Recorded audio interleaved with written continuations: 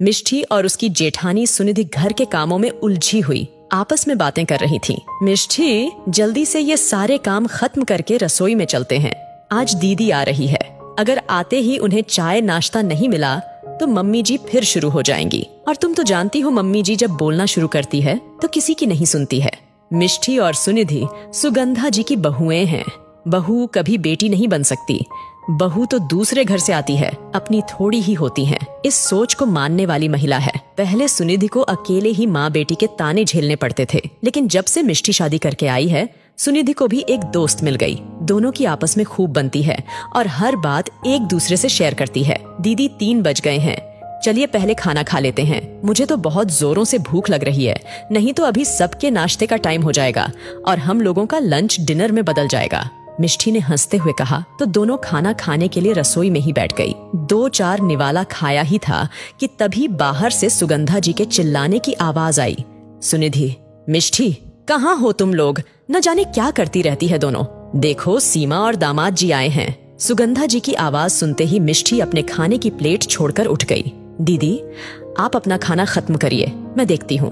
और वह उन लोगों की सेवा सत्कार में लग गई।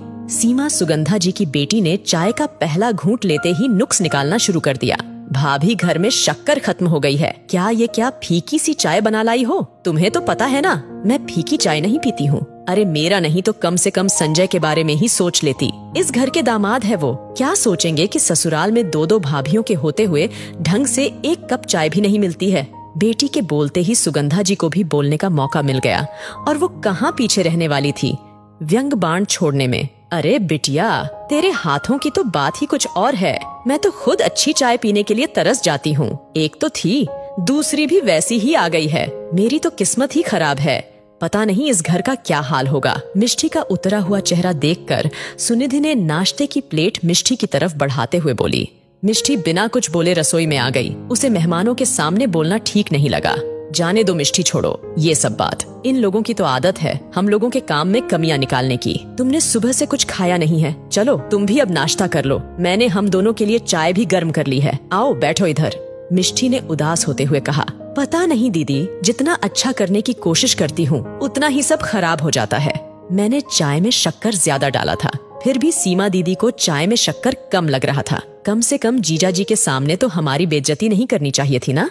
तो सुनिधि बोली, छोटी चाय में शक्कर कम नहीं है, चाय तो बहुत अच्छी बनी है। इन लोगों के दिलों में हमारे लिए प्यार कम है, और जिससे प्यार नहीं होता उसकी हर बात खराब होती है। तुम उदास मत हो। सुनिधि बहू, तुम लोगों का ये मेहमानों की तरह चाय नाश्ता हो गया हो तो रात के खाने की तैयारी करो। सुगंधा जी रसोई में सब्जियों का थैला पकड़े खड़ी थी, और जैसे ही उन्होंने देखा मिष्टी और सुनिधि नाश्ता कर रही है, उनका मुंह बन गया। सुनिधि ने जवाब दिया, मम्मी जी, मिष्टी ने सुबह से कुछ नहीं खाया है, इसलिए मैंने ही बोला पहले नाश्ता कर लो, उसके बाद सब करेंगे। सुगंधा जी ने गुस्से में बोला, अरे एक समय नहीं खाया तो कुछ हो थोड़ी जाएगा। हमारे समय में तो हम कामों में लगे रहते थे, और मेहमानों के आने पर खाने पीने की तो सुध ही नहीं रहती थी, बस उनकी सेवा में लगे रहते थे। अच्छे से अच्छा बनाना, खिलाना, उनके हर आराम का ध्यान रखना। लेकिन तुम लोगों से ये क्यों होने लगा? वैसे भी मेरी बेटी तुम लोगों को हमेशा से बोझ लगती है। सुनिधि ने कहा, नहीं मम्मी जी, बस हम जा ही रहे थे खाने की तैयारी करने। सुगंधा जी, ये लो सब्जियां और पनीर। आज रात खाने में पनीर कोफ्ता, मिक्स वेज, आलू दम, कश्मीरी पुलाव, मिस्सी रोटी और मीठे में मखाने की खीर बना लेना। और हाँ, जल्दी जल्दी हाथ चलाओ, तुम दोनों बैठी गप्पे मार रही हो, समय का तो कुछ ध्यान ही नहीं है। सब्जियों का थैला वहीं रसोई में रखकर सुगंधा जी चिल्लाते हुए बाहर चली गई। सुनिधि और मिष्टी भी जल्दी से रात के खाने की तैयारी में लग गई। 9 बजते बजते खाना टेबल पर लगाकर सुनिधि ने कहा। सुनिधि ने कहना बनाने के बाद बोला, मिष्टी, मम्मी जी और दीदी को बुला लाओ खाने के लिए। वे लोग शायद ऊपर छत पर है, और तब तक मैं बाकी लोगों के लिए खाना परोसती हूँ। ठीक है दीदी। बोलते हुए मिष्टी उन लोगों को खाने के लिए बुलाने ऊपर चली गई।